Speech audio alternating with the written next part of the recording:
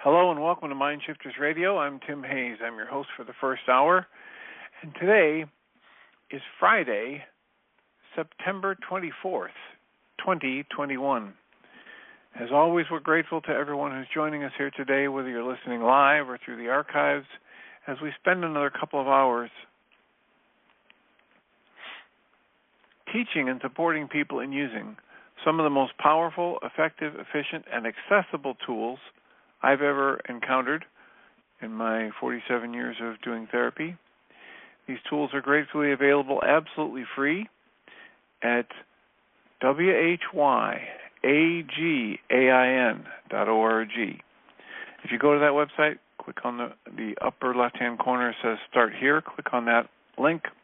It will take you to a page where you can download and read Chapter 24 of Dr. Michael Ryce's book. His book is titled, Why Is This Happening to Me Again? And that chapter of that book contains a narrative description of the primary tool in this work. That tool is called the Reality Management Worksheet, sometimes called the Reality Management Wake-Up Sheet. And it's a tool I've been using to great effect for 17 plus years to improve the quality of my life and most of my relationships.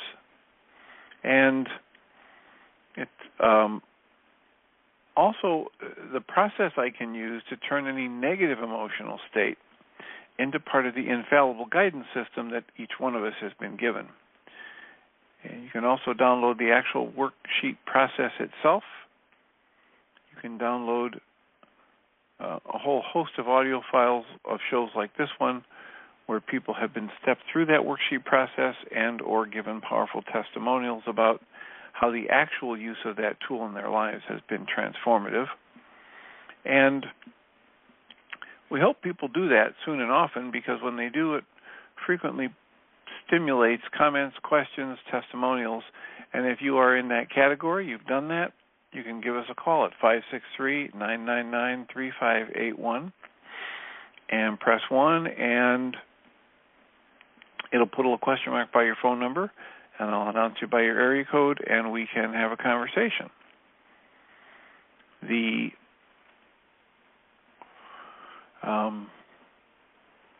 The alternate way to get us a comment or a question, if you're listening to this in the archives, is to send me an email at tjh@mindshifters-academy.org, or you can send Jeannie an email at jeanie@whyagain.org, WHYAGAIN.org.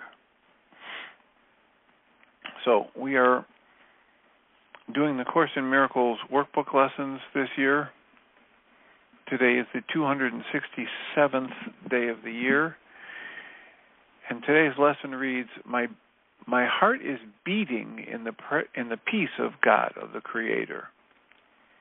The commentary reads, surrounding me is all the life that the Creator created in His love. It calls to me in every heartbeat and in every breath, in every action, and in every thought. Peace fills my heart and floods my body with the purpose of forgiveness. Now my mind is healed, and all I need to save the world is given to me. Each heartbeat brings me peace. Each breath infuses me with strength. I am a messenger of the Creator, directed by its voice, sustained by its love, and held forever quiet and at peace within its loving arms. Each heartbeat calls its name, and everyone is answered by its voice, assuring me that I am at home in all of creation.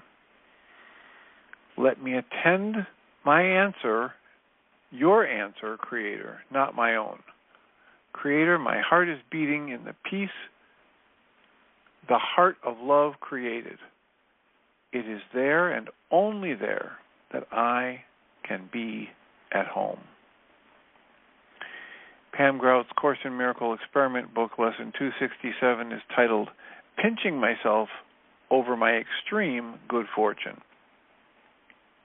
She quotes W. Camus Bell as saying, in a profound, that quote is, let me be clear, I do feel like a contest winner. And then Pam writes, in a profound and heartbreaking scene on Parts Unknown, the late Anthony Bourdain told W. Kamau Bell as they gaze over the Kenyan landscape that he has to effing pinch himself because he can't believe he gets to do and see all of this. I know that feeling. I am frequently dumbfounded that a preacher's kid from small-town Kansas has been blessed to experience Kenya, Turkey, Japan, Peru, and many of the same countries as the celebrity chef. But even more sublime is that I also get to experience, to feel, and to know the life force that Lesson 267 so eloquently promises, that Anthony Bourdain temporarily forgot in 2018. I get the joy of knowing I am surrounded by love. I get the joy of knowing that peace fills my heart and floods my body. I get the peace of knowing that every single thing I need is given to me, that my every breath infuses me with strength. As for Anthony Bourdain, whose shocking suicide stunned us all, we have to ask, didn't he know how much we loved him? Doesn't he realize how beautiful he is, how much joy he gave us? Having these thoughts reminds me of what our source thinks about us as we go about our lives. We go about our lives not appreciating the truth of who we really are. When I forget, those questions are, who am I? Why am I here? And what is my purpose? The answer to all three is love. I am love. I am here to love. My only purpose is to be love. Be that energy. Be that presence. So that's our Course in Miracles lesson for today, and the Course in Miracles experiment commentary from Pam Grout. And as usual, we have about 50 minutes to have a conversation. What's on your mind? How can I support you today? 563-999-3581. If you call that number and press 1, I'll announce you by your area code and we can have a conversation. I have had some rather intense sessions in the past couple of days, and one of them was someone who had a major trauma, bitten by a dog in a very violent way, a very, sizable, aggressive dog, and then she thought she was fine. She got the stitches and did all of the healing physically, and she thought she was fine. And then one day she was watching a television show, and there was, it's one of those funniest videos kinds of shows, and it had a scene where two dogs were interacting, and one was bigger than the other. And while it was intended to just be fun, she just had a panic attack. She just had to leave the room.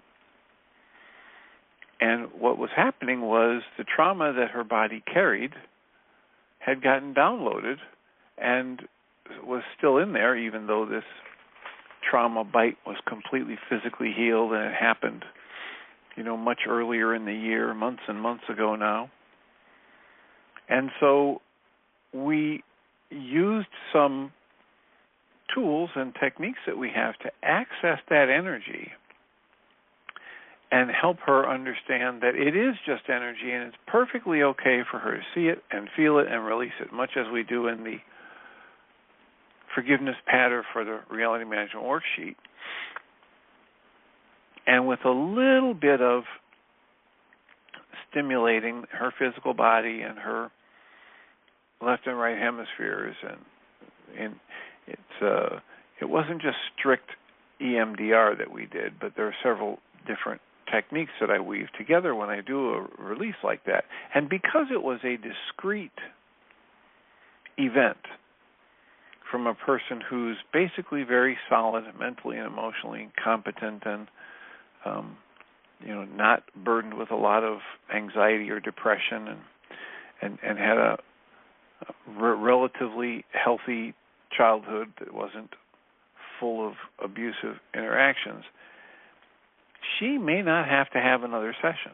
She probably released enough in that session to be able to watch dog videos again and to see dogs that are of the same breed of the dog that bit her and not get triggered to that trauma response again. And what many people don't understand is that even if you don't have access to a therapist who's specifically trained in dealing with trauma, much the same work can happen with the tools that Michael and Jeannie Ryce make available at WHYAGAIN.org. And if you are willing to just keep going over it and owning that every emotional response you have is created inside of you, either by your present tools and the knowledge of various tools and the knowledge of different ways to think about what most of us experience when we go through mental health challenges. Get it out there in the public to actually rewrite the narrative on mental health from one that is tragic to one that is transformational. Rewrite the mental health narrative to one in which optimal health and well-being is possible and expected. So if you or someone you know might benefit from that, check it out, integrativementalhealthsummit.org. And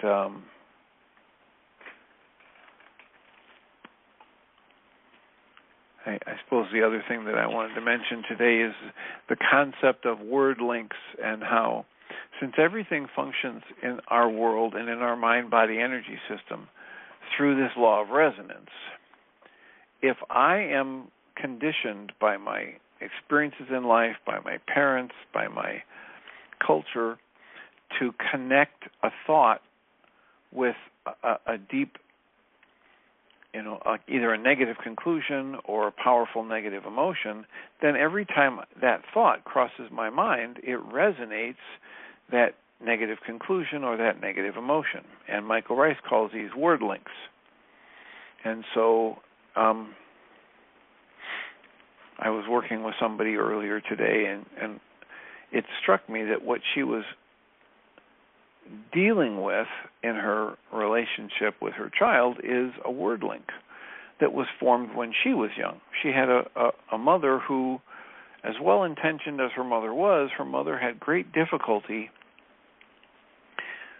managing, controlling, containing the mother's personal emotions.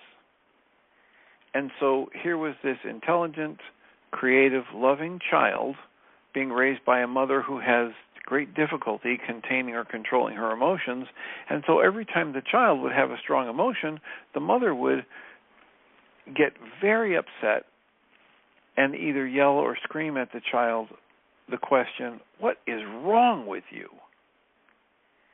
So the mother was fairly bereft of tools, bereft of knowledge about how our emotional systems work, and blinded by her own pain, fear, and sadness, and her own difficulty regulating her own emotions, to the point that she ended up programming her daughter to believe there's something wrong with her daughter.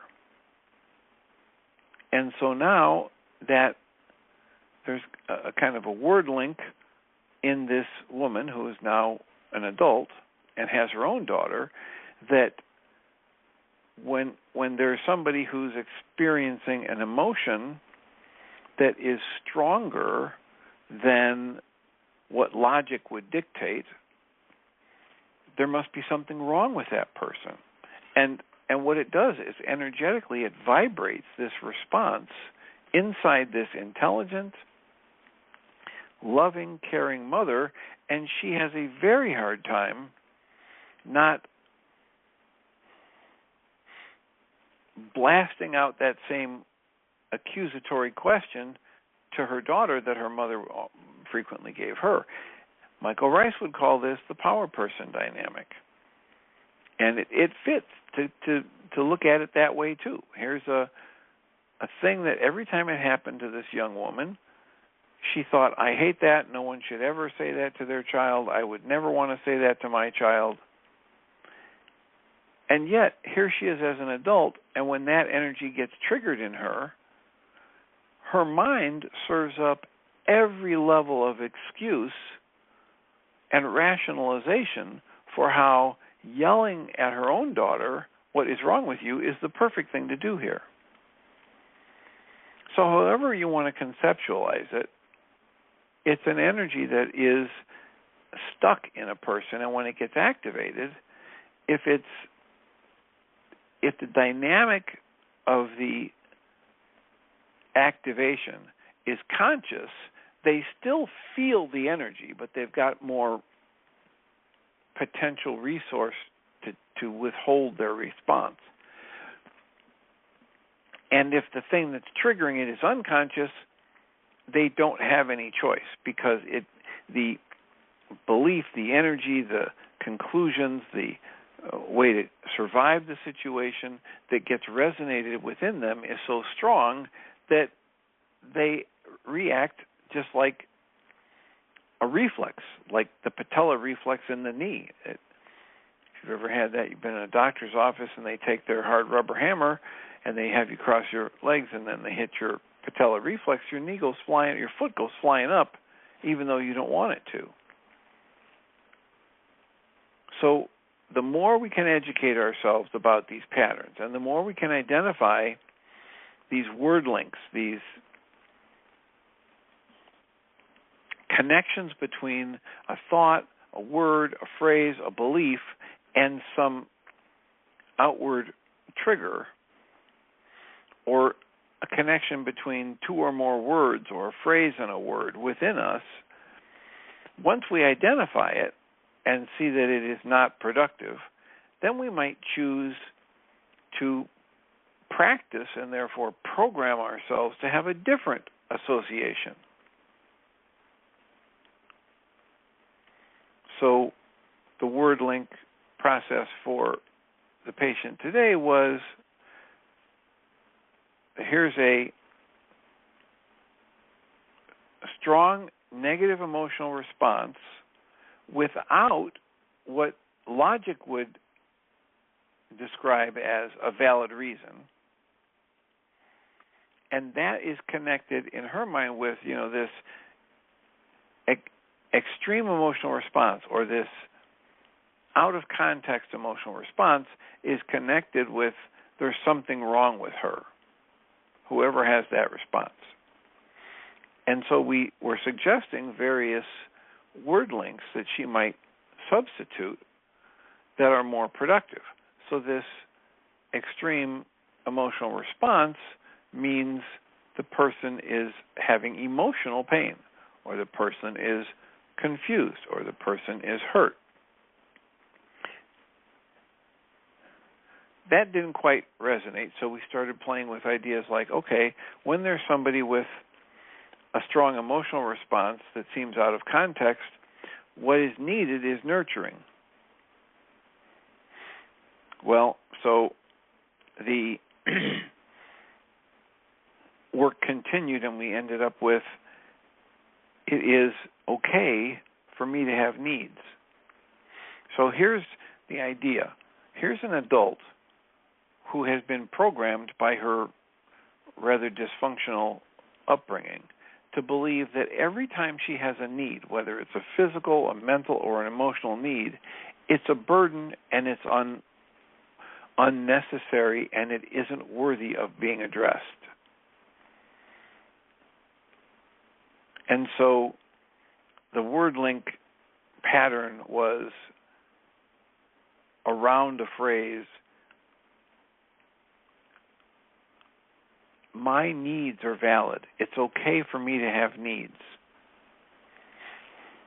My needs are natural and healthy.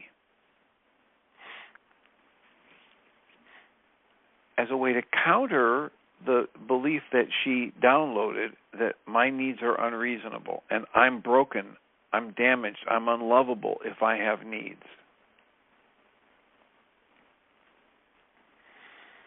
So this is just another of the tools that doesn't get mentioned very much, but how to use that as a tool for this woman is to write down, it's okay for me to have needs, right?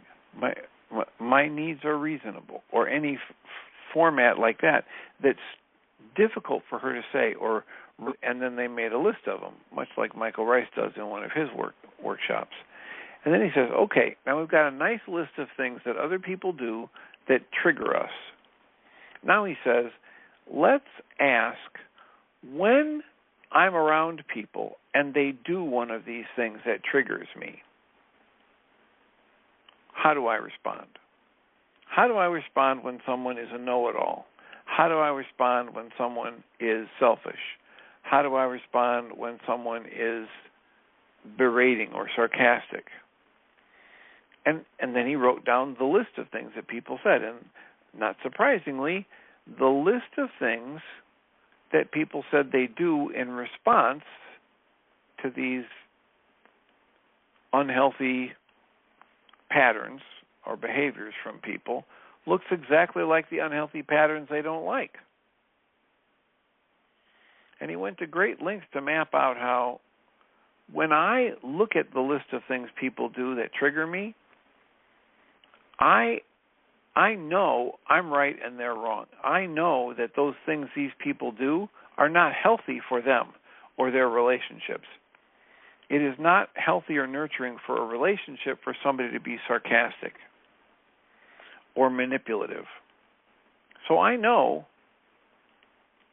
that when I encounter somebody who's sarcastic or manipulative and I judge them as being bad or wrong, I know I'm right about that. I also know, and Guy Finley went to great lengths to point out how that trait or characteristic in those people represents a weakness because it is a detriment to their relationships. It is a detriment to their functioning in the world. And he highlighted how that was true. And then he talked about, so how do we respond when people do these things that we see as a weakness and a flaw in them? Guess what? We respond with what would be a weakness or a flaw in us. So his special writing in the middle of the talk said, weakness always pounces on weakness. When I come to see that, and really see that if I have a judgment against somebody and anger towards somebody, sarcasm and attack against somebody, it's really a demonstration of my own weakness, my own fear, my own insecurity, my own kind of primitive defense mechanisms from an earlier time in my life kicking in and taking over. And if I can see that in the moment, I can interrupt that response. But if I can't see it, then I'm driven by that response. And I end up being just like the person that I'm judging as wrong. My weakness drives my behavior in response to their weakness driving their behavior.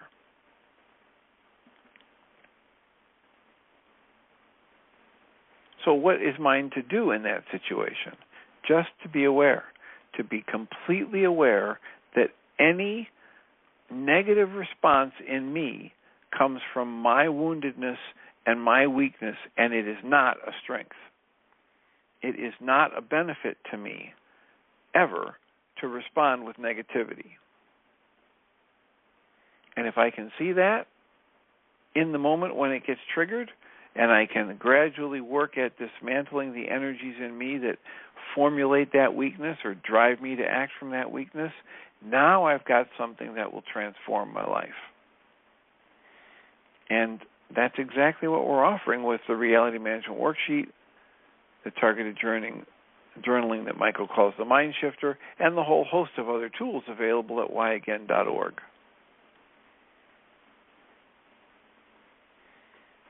Tools to identify and then dismantle the wounded energies that I'm carrying in me. Just like the wounded energies that the woman was carrying after the dog savagely bit her arm and chewed on it and required all kinds of surgery and stitches.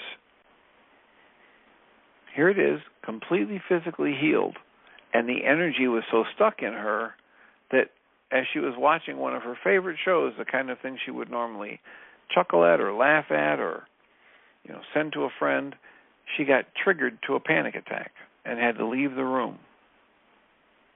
Well, as Michael Ryce would point out, there's nothing on the lights flickering on a screen or the electronic signals being sent through a microphone that vibrates the magnet in the cone and then sends those vibrations out into the air. There's nothing in that causes panic in a person.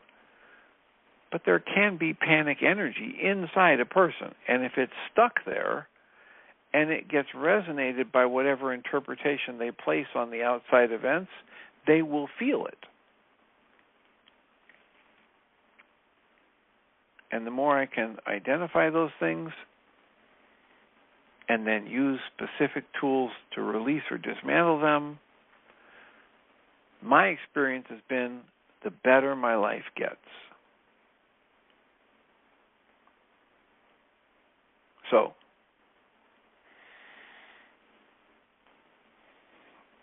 that's our extended intro for today, 563-999-3581. Comments, questions, answers, suggested topics, all are welcome. How can we support you today? What would be beneficial to spend the rest of our 25 minutes talking to another installment of work from Dale Allen Hoffman and his Aramaic wisdom with his friend Oliver from New England, or from England, not New England, and the JM work with the Aramaic Lord's Prayer. There'll be another installment of that on Sunday. How are you spending your weekends? What are you reading or learning about these days that's interesting or curious? Or who do you know that you think would be a great interview for us? I'll remind us that on Monday I will not be here live. I will be playing an interview that I did with Mira Rubin because I have to be available to interview another expert in mental health type issues for the Journey's Dream podcast on your mind. So if you've read a book, or if you have a favorite podcast, or if you have a favorite inspirational speaker, give us a call or send us an email mentioning who that is that you think I should interview. 563-999-3581. Call that number and press 1, and we'll have a conversation.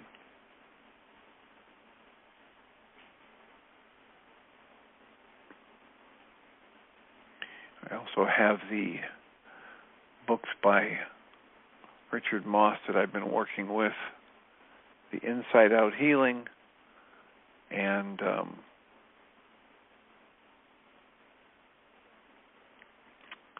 the other one, the Mandala of Being. And in one of these places, he's talking about the power of developing this present moment awareness or presence moment awareness. And he's talking about an 82-year-old woman. It's a constant inspiration for him because she's so good at living in the present moment, even though she's got 7 years of living with metastatic breast cancer. And she still has a twinkle in her eye, and she's very honest about herself, and she smiles and radiates love. At the same time, she's not in denial about the fact that there is pain, and there is inflammation, and there is this breast cancer status. There is this energy in her energy system that isn't what any of us would choose consciously. But he talks about how she's in a position where she doesn't fight death. And even before that, she was in a position where she learned how to surrender to whatever comes in life. And her decision was to remain accepting and loving to the very end. He says that, oddly enough, the more she stays in that mind space, the more her cancer seems to be held in check. There's the old book, Love, Medicine, and Miracles, that was trying to chronicle how many people had spontaneous remissions from various diseases, and how the use of laughter and humor and fun was every bit as therapeutic as most of the medicines that people were being given for various, very serious illnesses. And as Michael Ryce says, he has this thing about how we're an eternal energy is eternal, and we are an energy system, so we should be here forever. So he says, let's have a party in 4949. Put it on our calendars and all plan to meet there. And then he says, a lot of people say, so, what if this is complete nonsense? And he says, well, if it's complete nonsense, you don't lose anything, because what he recommends in the way of addressing this energy system and dealing with it is to be loving, is to dismantle everything that's less than love from your energy system. And so he says, even if I'm completely wrong and none of this carries any weight at all, you'll have spent more time in love and compassion and joy and aliveness, and you'll have spent more time dismantling the negatives in your life, the aches, the pains, the energies that don't belong in your energy system, and you'll be better for it. Reminds me of the old cartoon that says, wait a minute, what happens if this really isn't climate change and we end up creating a better world for nothing?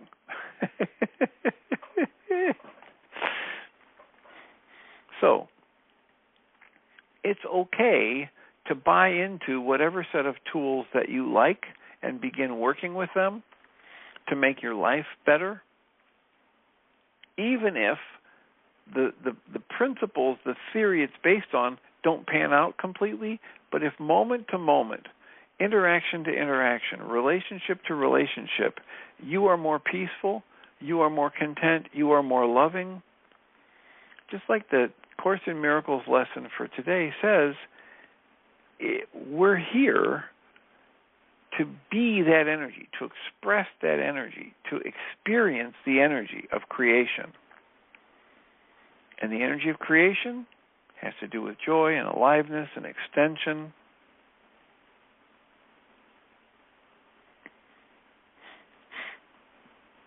Richard Moss says, the sensation of being in the presence is like a subtle current of energy flowing within and around you. It might feel like a fine vibration within your very cells, or it might feel like a sense of stillness and peacefulness. If you bring your attention to this very subtle sensation, it amplifies. becoming aware of your breathing and joining with that awareness to the soft current of presence deepens the experience even further. Gradually, you will begin to notice that while there is a constantly changing flow of sensations and perceptions and thoughts, there is also a background of well-being or a sense of rightfulness. And this soft place can become the foundation of your being. Reminds me of Gangaji talking about sitting and just noticing everything that comes and goes. Physical stiffness and aches and pains, thoughts and emotions, an itch on my nose, the pressure of my rear end on the chair I'm sitting in. And she talks about how the more I'm willing to sit and notice more of what it is that just comes and goes. The temperature in the room changes when the heating condition system kicks in. My elbow gets sore because it's been in one position too long. I notice my breathing change from time to time. And the more I notice everything that comes and goes, the more I move closer to realizing and being introduced to that which never changes. It's that stillness that Richard Moss is talking about. It's that vibration of aliveness and wellness that's within me that's always there. It can get covered up. I can get distracted from it. Yet it's always available.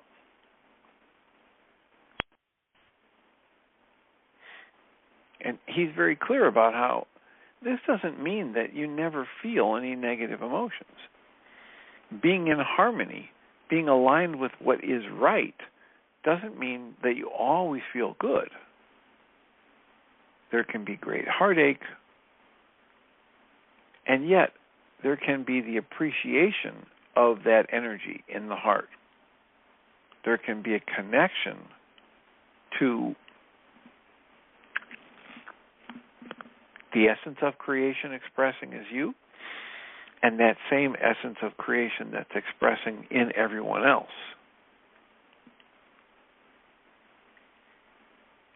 Richard also talks about how when you ground yourself in the now, it opens up space.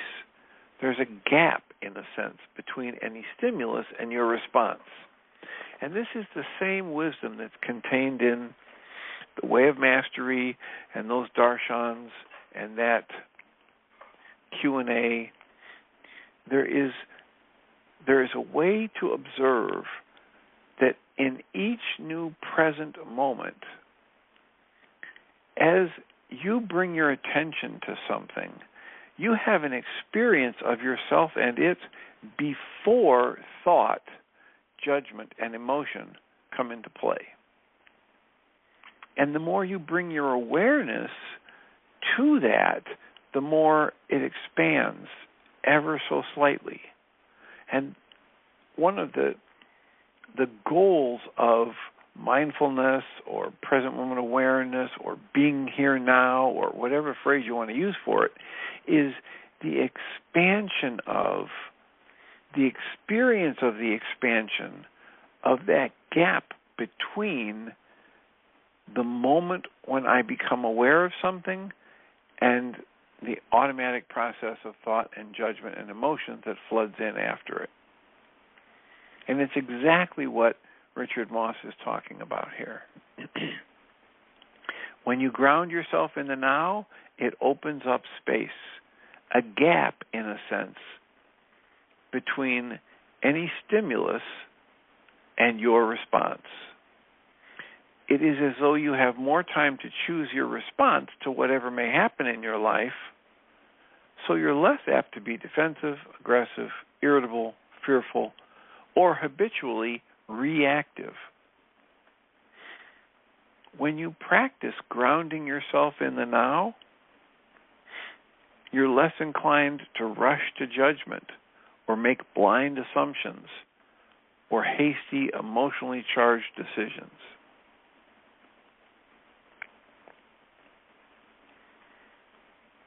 Here he sounds just like Guy Finley when he says, reactivity is not determined by the strength of the stimulus. Rather, it is based on how far you are from your authentic self. In other words, how present or not present you are. That's what reactivity is determined by. This is just another way to say it is all an inside job. I create my experience and my reaction to any event. And I create it by the interpretation that I choose and place on the event. Because it's that interpretation in my mind that's energetically resonating whatever the content is in my mind-body energy system.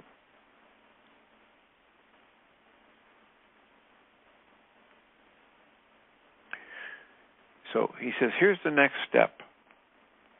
What I want to place before you over and over again is an invitation to eliminate unnecessary suffering in any circumstance. Well, how do you do that? By cultivating greater presence. Here's the invitation.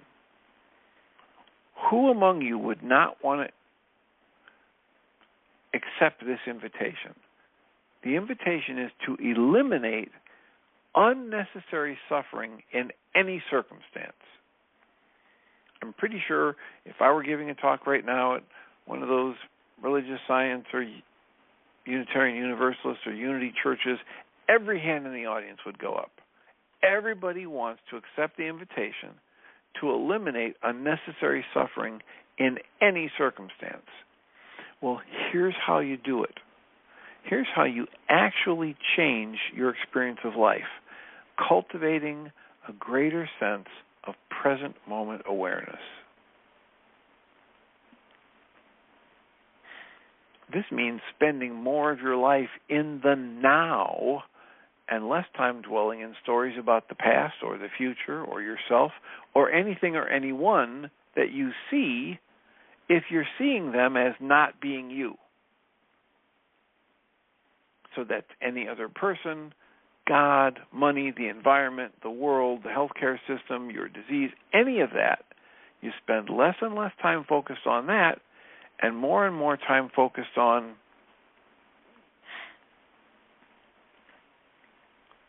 the now,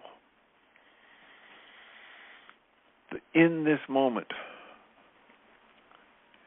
the monotonous goodness of this moment, the heart beating, the food digesting, the breath moving, the awareness of being alive in the flow of creation, the miracle of life expressing as you. And what this taps us into is that there is another way of knowing that is not tied to thought and words. This is one of the things that was such a challenge in our Tuesday support group. People were talking about how we have to have words to communicate, et cetera, et cetera. And I was offering for consideration and experiment that isn't an actual statement. That's not a truth. We've been trained and conditioned, and our minds have been conditioned to use language, but that's not the only way to communicate.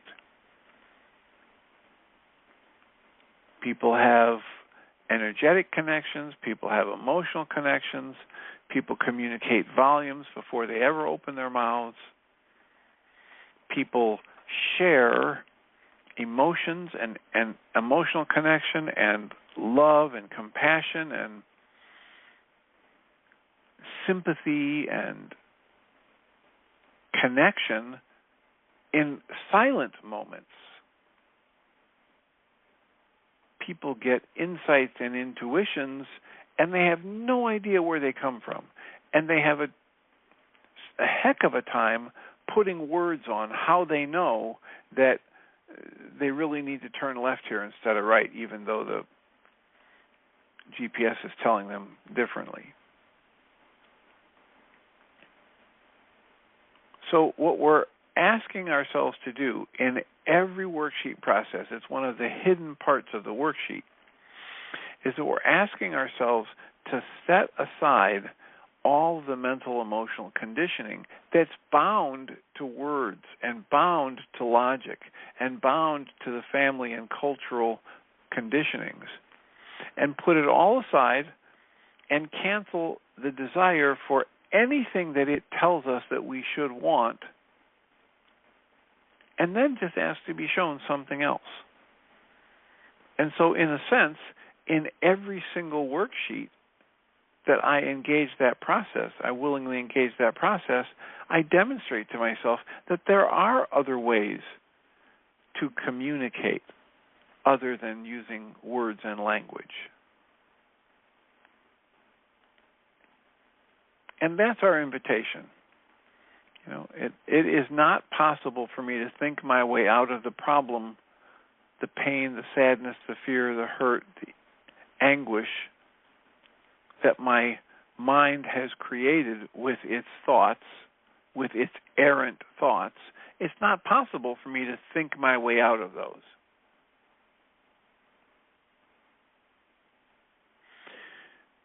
Will you accept the invitation? Can you get more in the present moment?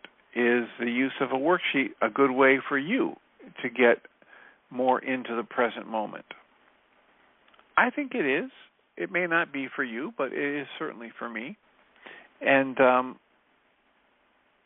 I'm